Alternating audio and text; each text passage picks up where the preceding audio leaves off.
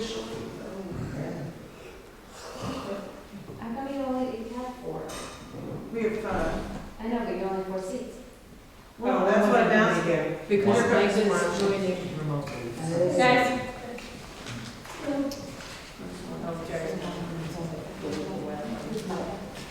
I've never been at a meeting. I've never met Michael. You're a second offender, like me, on and off, on and off. Second offender.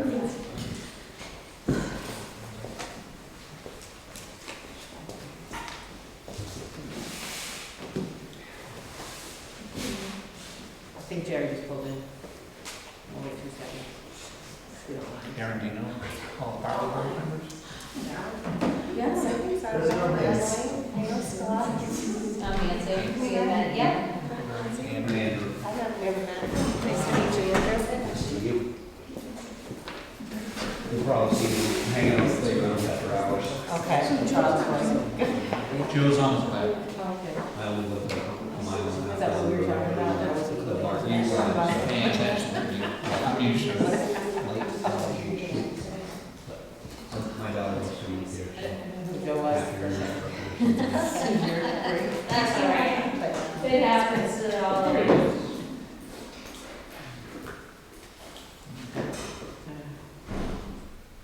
That's James Joe.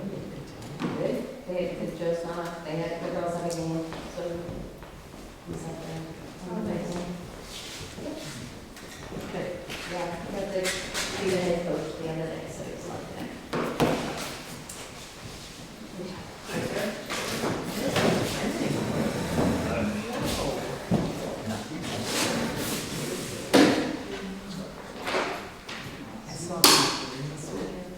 All right, meeting 5 o'clock, we're going to call the meeting to order.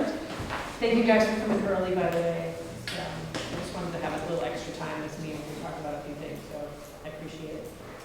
Approved minutes from 5/2/23. Second. Any discussion, any changes? All right, all those in favor? All right, so report from Mr. Jones.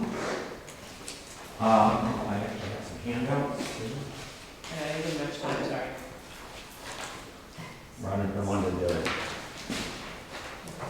I wanted to share just a couple demographic things, so these might be conversation starters or just information for you.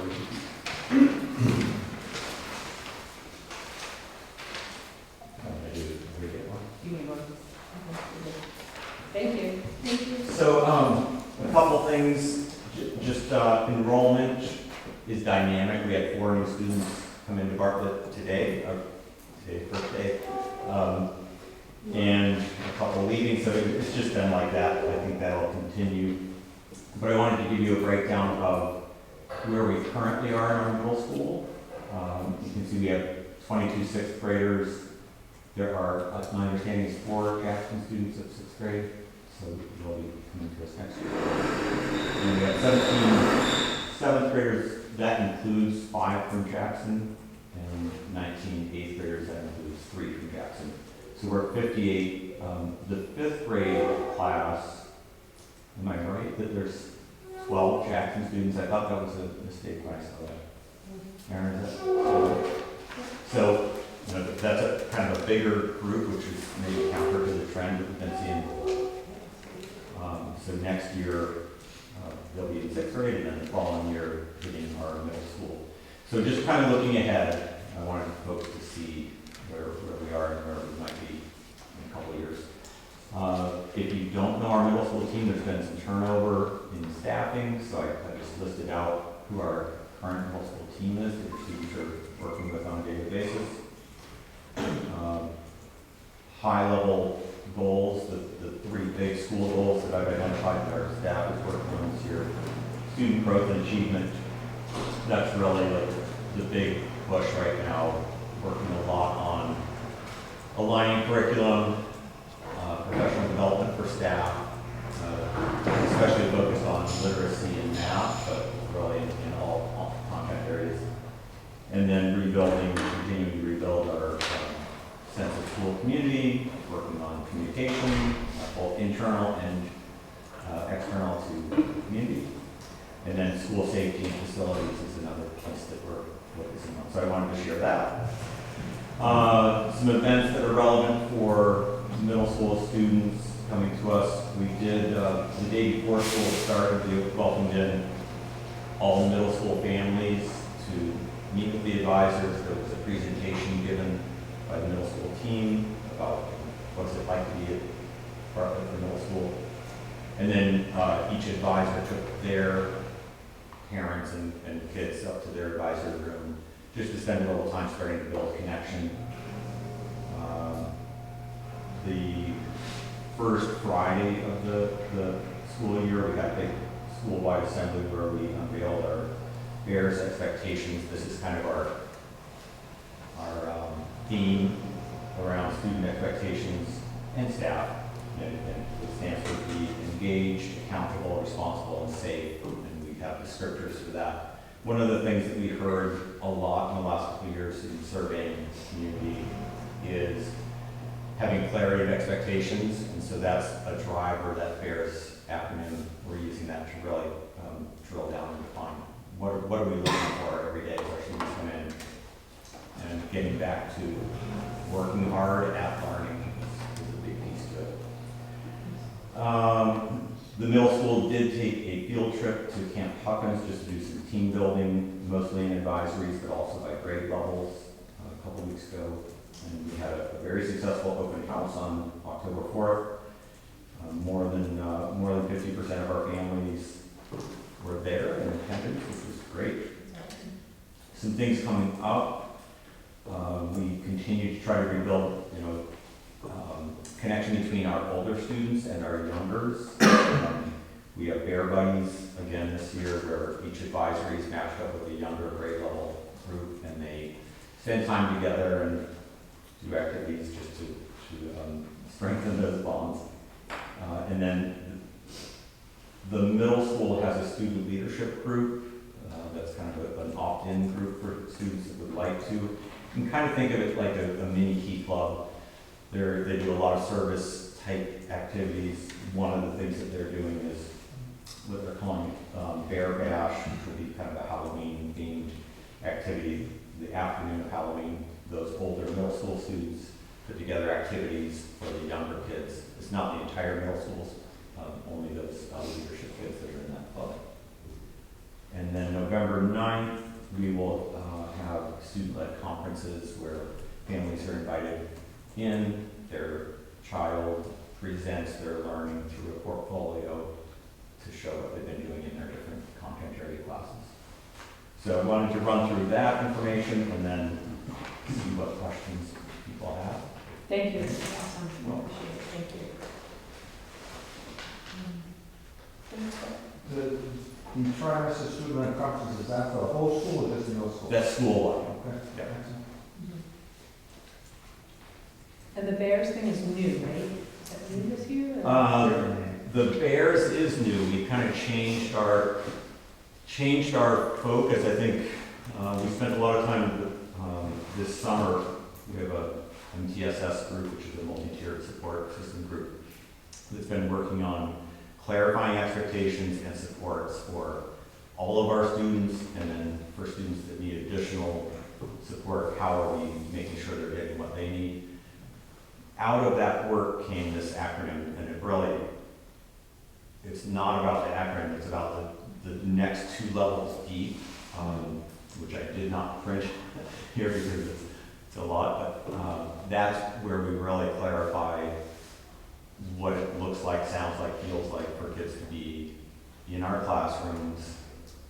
And I think coming out of the disruptions of the last couple of years, we're still finding that our students are really inconsistent about how they're functioning, and we want them all at school every day being students, not just present in the building, but the mindset of a student. And that's what this thing really drives hard at. So that is new. Yeah. So, in our goal setting recently, we were talking about the students that are up at Kent, and just curious, how early in the school year, do you start preparing your eighth graders? What kinds of things do you do to get them prepared to make that transition? Yeah, most of that does not start until January, February, really, to start thinking about that transition to the high school. There are conversations in advisory and possibly in classes, but not really the work with the high school. Once we get into January, February, then we start connecting with Jen Murphy or a school counselor from Kennett will arrange a visit to our students. The athletic director comes and visits and explains what the options are at the high school. So it really is the second half of the year. Thank you. When you say Jen Murphy comes to visit, what does that mean? So she or a school counselor will come in. That usually follows the presentation at the high school, and she'll send a counselor to come in and work with students on setting up their schedule, figuring out which courses are appropriate for them. That's done in partnership with the middle school team. So the math teacher might have some advice, but then when that school counselor from the high school comes in, students can ask more pointed questions like, how do I know if I'm ready for this class? Or how much homework is there for that class versus this one? And try to make those decisions. Can I ask a follow-up? So do you know, when they're having those conversations, how far along are they talking or mapping out what's going on? I would say ideally we're mapping out 4 years as a rough draft. That's what advisors try to have each family do. Mm-hmm. I don't think we always get there. I think when a parent meets with that advisor and the child, they say, okay, what are you taking your freshman year? It's not just about freshman year, it's also about saying, what does that set you up for the following year? So having those conversations with 7th graders and 8th graders is a part of the conversation, but we don't always get, at the back of the program of studies, there's that 4-year chart where you can map it out, and we ask students to do that with their parents and then bring it back to advisors, but we don't require that for them to do anything going into registration for the high school. Okay.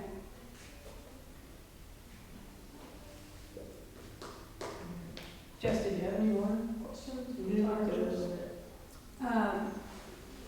I actually have a lot of questions about that, but I'm not sure if this is the place to do that, so. Okay. You want to set the time to Yeah, I mean, check in? and part of what came up in our meeting is trying to figure out which hat do you wear to ask the question. So as a school board member, I'm not sure who is supposed to do it. And that's one of the conversations we're having is like, what's the role of the superintendent? What's the role of the principals? What's the role of the school board? What's the role of the parents? So that's why I'm sort of holding back here, because where this kind of came from, just to kind of be fully transparent, is that I'm seeing things with students I'm working with in the high school, at the high school level, who are finding that they feel like they are not able to do things they want to do because they didn't take the right courses early on, so they feel like their paths closed off to them. And they express frustration, and they're not succeeding for other reasons, so it's not entirely because they didn't get the right information in 7th or 8th grade. I don't want you to think it's because of that one night or meeting, but one of the things I've really been trying to sort out is, where is the issue? Is it a process problem? Is it a student problem? Is it a parent problem? Is it simply information? Because I think we all know that we might say things 15 times, but that doesn't mean that anyone is hearing it until the 18th time when they finally have a problem, right? So that could be what's happening, but I've heard it enough times that I'm kind of wondering what to do about it, and I haven't been able to figure it out. So I think it's on this side of the table, we hear, a lot of times we'll hear complaints, and I do feel it's our obligation to educate people better. I think that's something that we haven't done as well as we could have. And I'd like to be able to say, hey, this is the information that we have. These are the places you can go for this. If you're concerned that you make a decision in 7th grade or in 8th grade to take a test that then sets you up for 2 pathways, and you're not going to be able to do that, we need to make sure that those kids know that that test is happening and that that's going to have that impact. And one of the questions I have is, does it really have that impact? I don't know, because I'm not teaching math or biology at the high school. You know what I mean? So that's, but I haven't, and part of what I'm trying to figure out is where does that conversation happen and who's appropriate to be at that table? Right. And that's just one, you know, so. Yeah, well, there's a lot to unpack there. Yeah, right? that's why I'm not pushing it tonight, because I'm like, I just don't even know, you know? I think the conversation from having worked with middle school age kids for a long time, I think that conversation needs to also include families. Absolutely, yeah. Because, you know, if I have that conversation right now with our current sixth graders, they're living in the moment. You know, they are not thinking about junior year of high school. Most of them are thinking about, what am I doing after school today? Right. And that's, you know, we can see in hindsight, but not Yeah. always in the moment. So No, and anyway, So Joe, where does, I mean, who do you recommend that, or what next step would you recommend Jeff take Well, this information? I think I would like to get our family support liaison, who really, you know, part of that hat is transition to high school. I think that's an important person to have part of the conversation, and then maybe set up a time with Jess to unpack this a little bit and say, what are the questions, what are the needs that you think have been identified, and how can we, on the Bartlett end, put some pieces in place. But I don't know if our person, you know, Victoria Hill, Sure, I think, Could also I mean, Victoria is benefit from being part of great to that. work with, and I think she would be an important partner in that, especially for Jackson students, because to some degree, there might be a fault of them supporting students for that transition. And just one last thing, why it's such a big thing to unpack is, I'm not even sure I'm the right person to be at a meeting like that, because this is really a Bartlett kind of conversation, because you guys might not have any control over any of it, you know what I mean? You're passing the ball off to Kennedy, where you might be setting the kids up to say, hey, these are your options, this is what you can do, but things might change when the kids get there. So for example, curriculums change or time blocks Sure. change, right? So, you know, so there might be a lot that's out of your control, but, you know, Maybe Colin and Jen, Murphy too. Just from a high level, Yeah. I would You think know.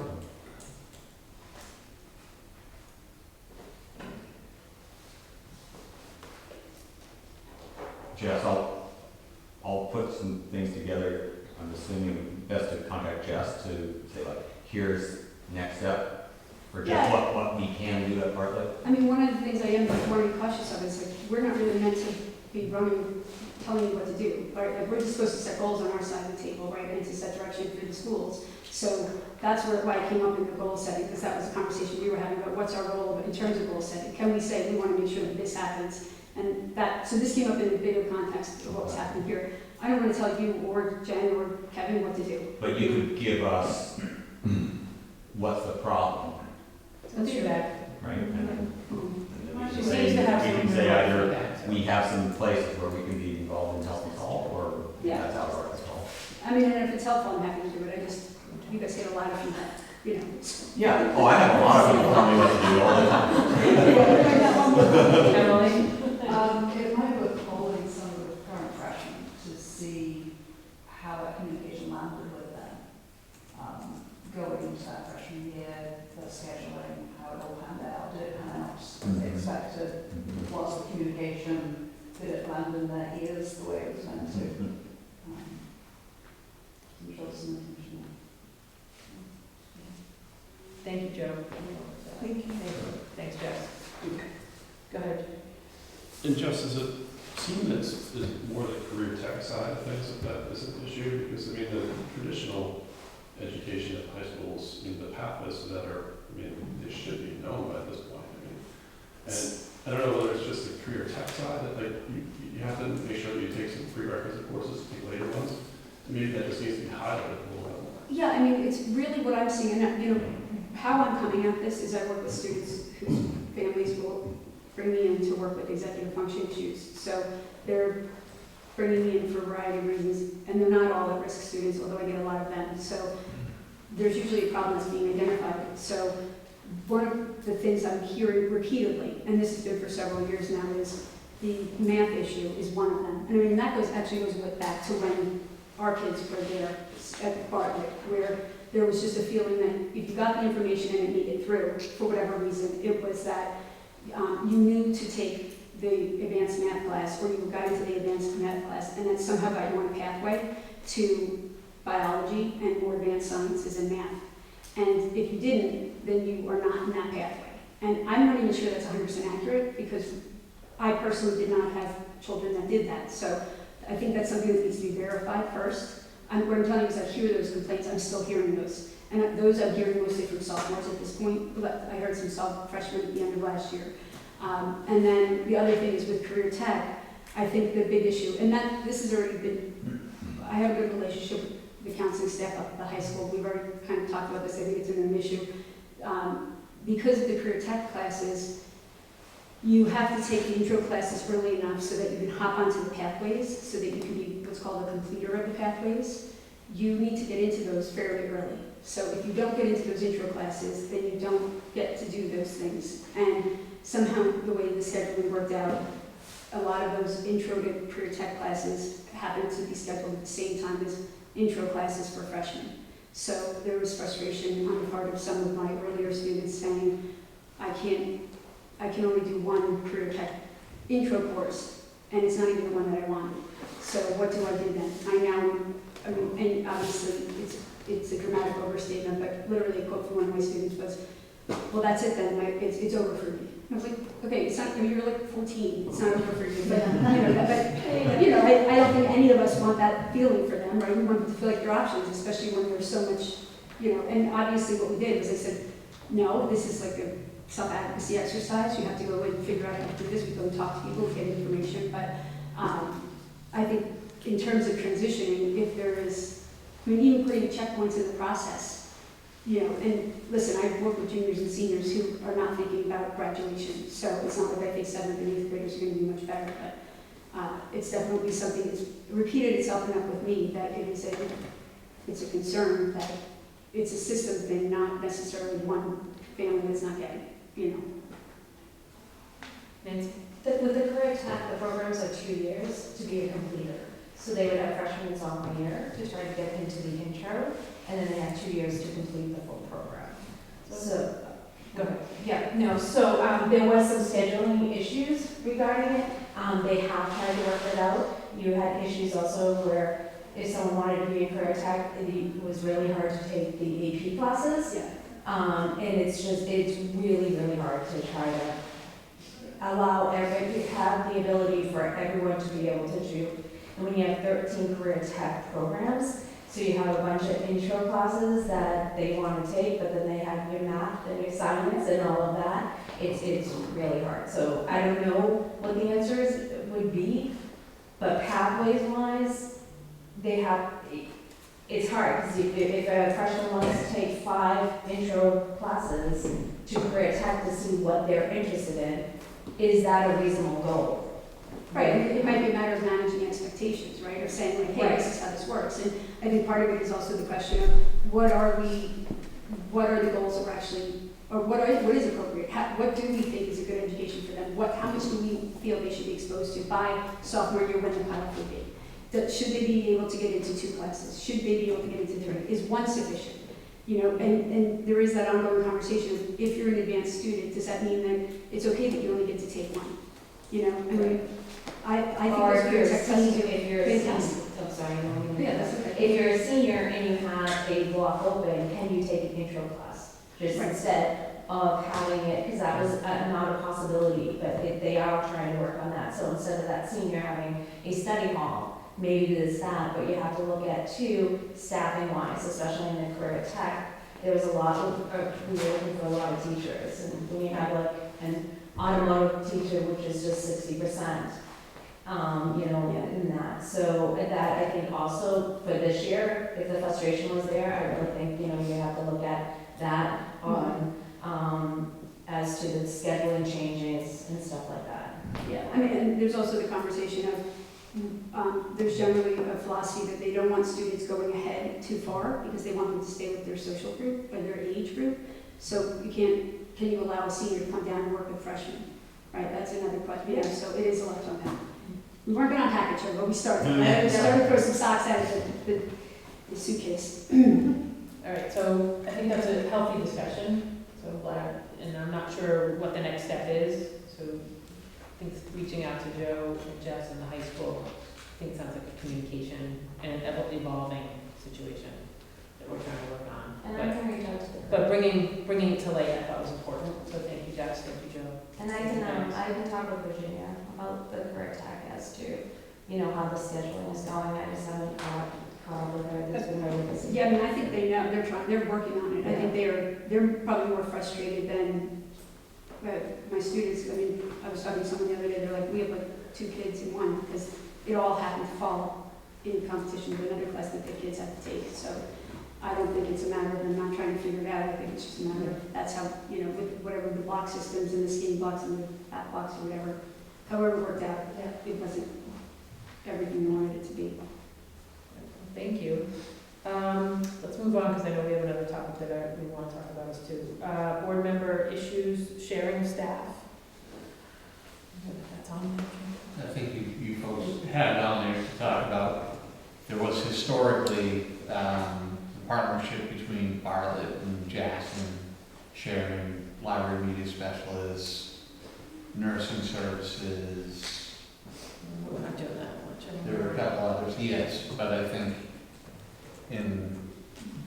it's difficult to find part-time reading specialists, part-time library media specialists, part-time.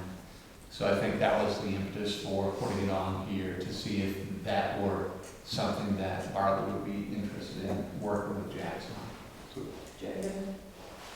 That's the crux of it, basically, but our last 2 annual district meetings in particular, people in the audience are giving us grief about not working with Bartlett to share staffing positions. And we explained to them that, yes, we do that when we can, but it hasn't worked out the last few years because everyone's just scrambling to make it work however they can. But that doesn't mean that we won't stay conscious of it and still try to, share staffing when it's, when we can do it. And that, I think, is kind of why it's kind of on there too, just like, we are very interested in sharing staff when we're able to, basically. That's basically the reason why, anyway. I think that we kind of put it on there, just let people know that we haven't given up on sharing staff, it's just, it hasn't worked out. So we So are do you still have a reading specialist? We do. You come share. Nancy? I mean, I think, in previous years when we would look at this scale, and I think I always approached it from if it's mutually beneficial, right? If both districts see benefit in doing that, then let's partner. And at times, and I think I'm probably the one that said we can no longer share the school counselor. I think that was several years ago because the need had changed at Bartlett, and I've got to take care of that ship first, so to speak. So, working with Aaron, we've got some history. We can work together very well, I think, and can certainly look at where are those gaps in either of our programs or places for us to share across And maybe hiring, it's easier to hire sometimes a full-time Yeah. chair than try to find 2 part-times.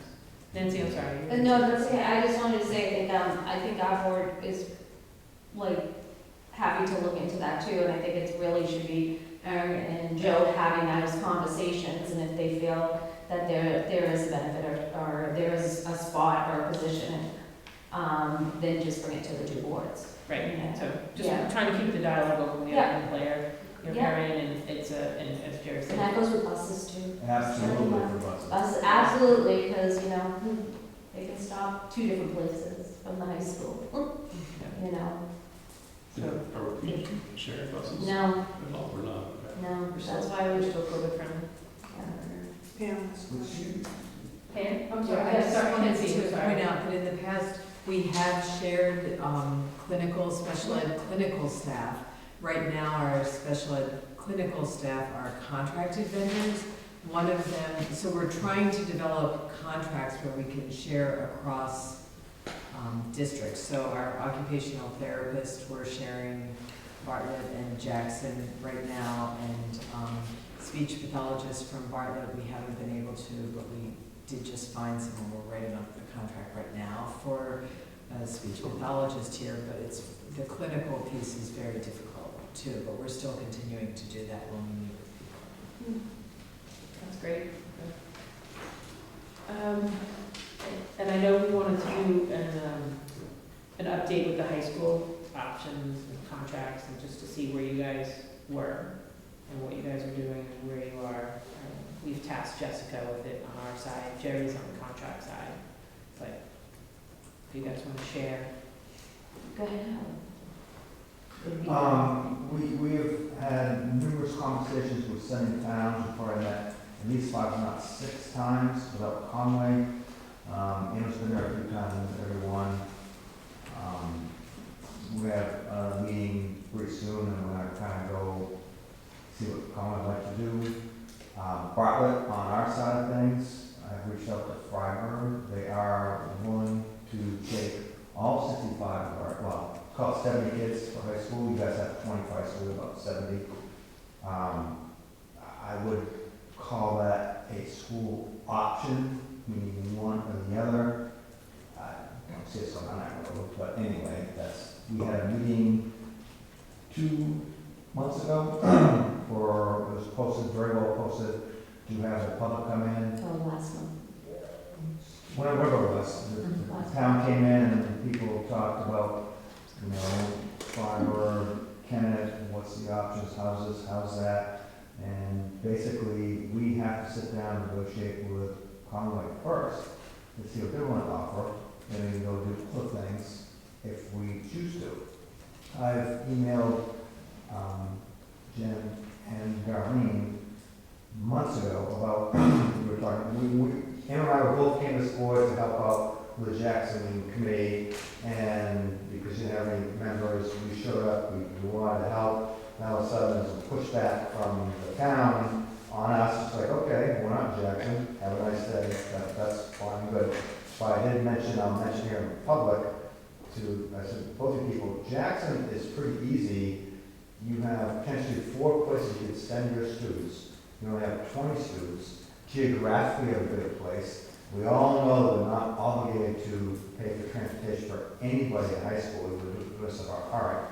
I did mention if you want to use Kenneth School Record, I'm sure we put the kids, share resources on the Bartlett bus that's struggling or something, and take them to Kenneth or back. You can't ship kids to wherever you want to go. So that's in your prerogative. We're down the line quite a bit, and we just need to sit down with Conway and see what they want to do. As right now, as it stands, we'll probably go as a collective, and if that doesn't work, we'll probably go as individual, but until those quote dates show up, then it won't happen until about full board votes on how we want to proceed with that. Does that make sense? Can I ask a few questions? Absolutely. Thank you. So when you say you're going to go as a collective, who are you going as a collective with? Everybody but Conway. So which towns would that be? Albany, probably not Eaton.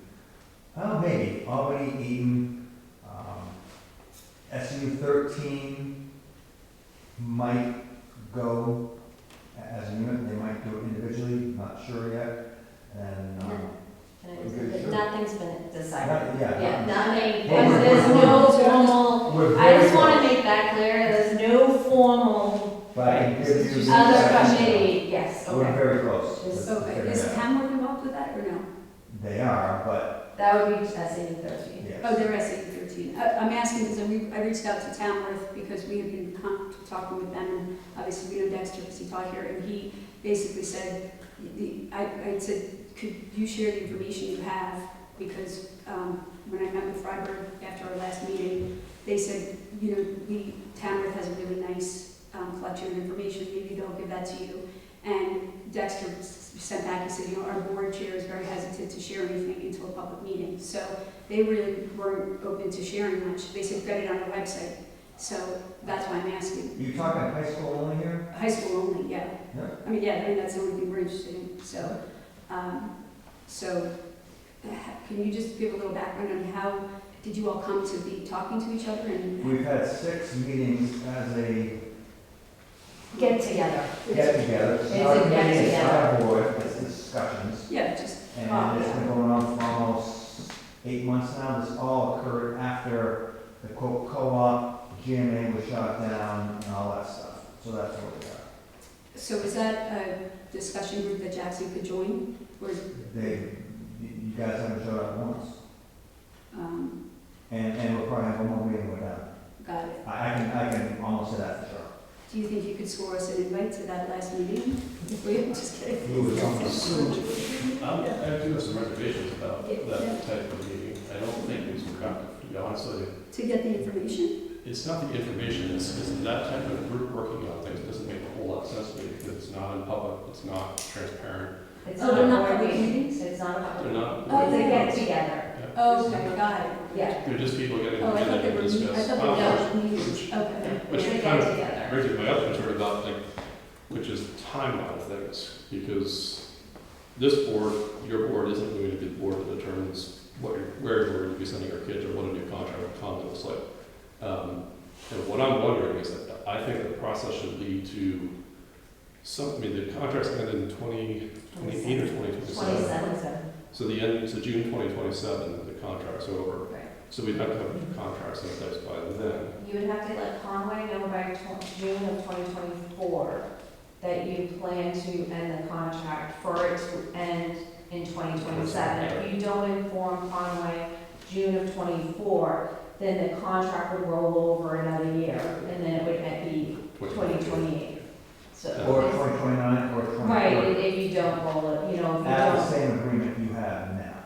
Mhm. And Which the might last not one, be a bad thing for you guys. we attempted to, I think the last We meeting. did, we voted that we're not going to be Right, so we're just, renewing at this time. we want to We've end done that that. contract, and we've done that part. So we need to, by 2027, have a new contract in place, but that's not this board's going to do that. So we need to develop a process that allows the next board or the board after that to kind of have the right tools in place. So to me, we should be working on a process that kind of leads towards that, but we should identify a date by which we want a pretty put-together contract there. And I think that coordinating with Bartlett, I don't think we need to coordinate with other towns, but I think coordinating with Bartlett would be in our best interest. And mostly from the standpoint of Hamilton's problem is much different than ours. Geographically, tax-wise, I mean, Jackson and Bartlett both have traditionally low taxes. Tamworth does not. So their motivations for doing things might be different than ours. But I think at some point, if we want to work cohesively as a board, we should have a formal process that does that. Nancy? You have to realize too, is if the other boards, they're working right now with Albany and Eden, and because of the elementary camp ends in 2026, Year right? Yeah, the year before. So they're doing it now. Our dynamics could totally change if Albany or SAU 13 leave Kent. So you really have to look at two different things. Is it in our best interest to even go for a new contract? Or do we just stay with the contract we have right at this time to see how it's gonna go? And I have reservations that I understand Freiburg tells us, yes, they'll take our students, but they haven't got all the other students yet. So, I mean, they could be telling every town they'll gladly take our students, but if another town commits before us, so there's a lot of dynamics. I know townspeople really want answers and they want it right away, but there are so many dynamics in here. Our board is taking more of a slower process to try to see how everything is working for it. Does that make sense? Right? Oh, it makes Am I sense. talking like not like this? Now you gotta let me know. Yeah, no. So again, we're gonna have a meeting, you guys might wanna come to a November meeting. It's not a meeting. No, Gather. school board meeting, our November school board Oh, meeting. I know. Okay, Our sorry. November school board meeting, because we will have a lot of information to share with the Bartlett board about how we're gonna proceed with contracts with Kent. And we will have that in place by then. So then the board, I will almost guarantee you, I'll have an answer for you in another meeting. Right, I just On what? want to make clear it's not how we're gonna proceed, it's how, what the full board wants to proceed. Correct, on the full board, we can say we want to do this, that, and the other thing. Because it's time to look forward to where we're gonna go. So you'll be updating the board, for the board to make decisions at the November meeting Correct. for the next steps. Correct, because by that point, the quote, meetings of sending towns will probably be done by that point. Gotcha. So the questions to the board with Bartlett will be, do we negotiate individually, do we negotiate together, and when, and if when, do we negotiate at all? Those are the basic three questions the Bartlett board's gonna have to answer. Every town has to negotiate either as a unit or individually with Conway. Yes, it will take time down the road, but that's how it's gonna happen. Now, when we say it's not this board's prerogative, well, and Bartlett, I think, if he was gonna be around for us, it will be, depends on who's in and out on the board. 3 years, from now, 3 years, boom, you're gonna make that decision. And I didn't mean to indicate it's not the board's prerogative, I'm saying it's not this board that's going to make that decision. It'll be the future board that makes the decision. Well, if you're on the board for 3 years, you're making It's still different board every year, that's my point, so, I don't know. Yeah, I mean, I still think we need to gather the information and set up whatever board happens to be there that day to do it and stuff. Scott, who are you guys negotiating with in Conway? We're not yet. Oh, you haven't had any conversations? No. So you just gathered information from Freiburg, but not from Conway yet? Oh, no, Commissioner Conway, oh, sure, absolutely. Okay, so who have you gathered information from? Who's the person, or the group, or the committee giving you information in Well, Conway? it's all open information. 4 or 5 months ago, all we had a big thing in the paper, qualifying fiber versus Bennett versus the whole list of students, test scores. Yeah, and it's Tamworth all had the same there. It's thing. not Are you guys rocket relying science. on that? Excuse me? Tamworth had the same thing, but are you relying on that information that's coming from the paper? Are you getting it directly from No, Conway? that came from this people Yeah. that got information. You can call any high school and get the information, it's public record. But I'm just asking, like, you, Bartlett specifically, who have you gotten it from? Nancy, do We you have know? had no communication with Congress. Got it, okay. Yeah, I Okay. just, Got but anything you want from Kent High School, number of AP cut, X, Y, and Z, whatever you want from Kent, Right. it's there. It's Oh, no, I public know, record. we have the Kennett School profile, Right, and yeah. they're very accommodating, and I mean, obviously, you know, the Department of Education website, the numbers and things like that. I just was wondering if Oh, there are that's conversations okay. happening about, with Conway people already, because we're really No. trying, I'm still trying to get oriented, I've only been back on the board like 2 months. Nancy? As I pointed out, I believe Conway is looking at with Albany and Eden because of the elementary level Right. first. So no, Conway has reached out to us and we have not reached out to Conway. Thanks. Good, I just feel we should move along with each other. Right, I think it's a good exchange of information, and we'll try to make it to Well, I your learned a lot meeting. by going to those 6 meetings. Yeah. Some fascinating information out there. And you need to know what everyone else is gonna do before we or you decide what you wanna do, because dynamics of Kennett can change dramatically. And if you rule to opt out, it's very possible, that's gonna be much more costly if you don't stay with what we have right now. I'm just throwing it out there, I'm not saying I wanna do that, but there's sometimes a certain person in town says, you don't wanna be a bigger loser than you already are, as far as paying tuition to the town. That's Did you just- say that? I think not. No, no, no, no. He said town, he said town. No. You don't want to put out the door, so you know. No, and he's not there. Yeah, he's. And again, they're not public meetings, so There's. they're just get-togethers. No, it's healthy to discuss things, I mean, there's so much, as Yeah. you're saying, Yeah, Yeah. and every So town, many and different every things. town's different. Right.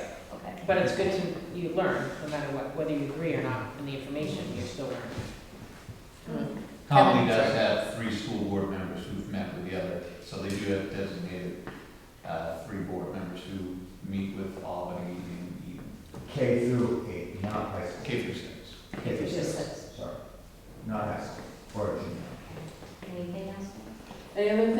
topic? No. Can you just confirm for us when your November meeting is? First Monday, right? Tuesday. First Tuesday of the month. Yep. First Tuesday. It's the 7th, I think it's the It is 7th. the 7th. At 6. It is, so. So it's the 7th, 16. Thank you, guys. Any other business? Nothing from me. Nothing? Okay, our next meeting is May 7th at your place. Thank you. All right, with that being said, motion to adjourn? Second. Always Scott. Good. Thank you guys so much. I appreciate the extra time. I think it was worthwhile discussion. Thank you for having us. Yeah. Hi, how are you? Good.